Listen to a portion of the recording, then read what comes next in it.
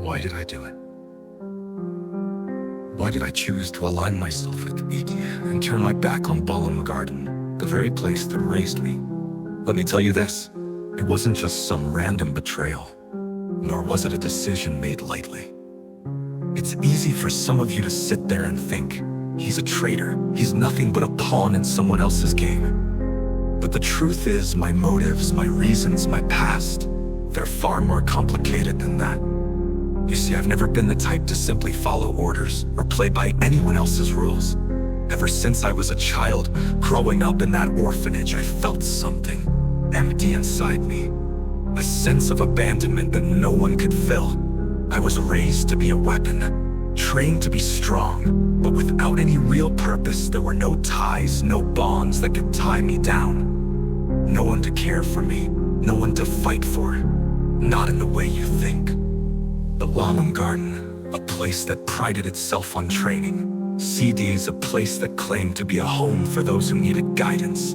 It never felt like home to me. They were all so naive. They sought to instill some kind of righteousness, a false sense of morality, as if the world could be fixed with ideals and honor. But the truth is, the world is cruel. It is unforgiving. And the sooner you realize that, the sooner you stop trying to act like everything can be saved, the better. When I met Idia, when I saw the power she held, the vision she had, everything started to click. She didn't pretend to be some savior. She didn't try to be perfect or just. She embraced the darkness. She recognized that power is what truly matters in this world. It's not about ideals. It's not about some twisted sense of duty. It's about strength, real strength. And that is what I've always been after. The more I looked at the leaders of Balam Garden, the more I saw how hollow their causes were. They were weak, clinging to the past, trying to hold on to a world that no longer mattered. They wanted to protect people, save them, but in doing so, they failed to see what was really at stake. Idia, she understands, she knows the value of power and how it can reshape the world. She doesn't hide from the darkness, she embraces it. So when the choice was put before me, I saw it clearly. I could continue to play by their rules, remain a puppet, or I could take control of my own fate.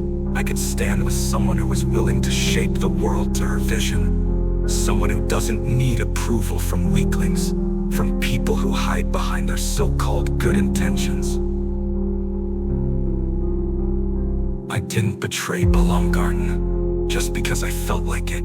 I did it because the so-called cause of the garden, with all its moral high ground and misguided ideals, was a farce.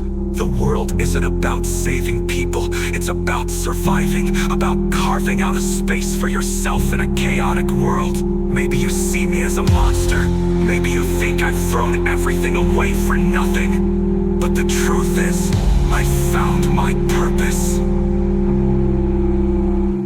And it's not to be some puppet, not to be a foot soldier for some fading idealism. So ask yourselves, who's truly the traitor here? Me, or the ones who chose to ignore the truth?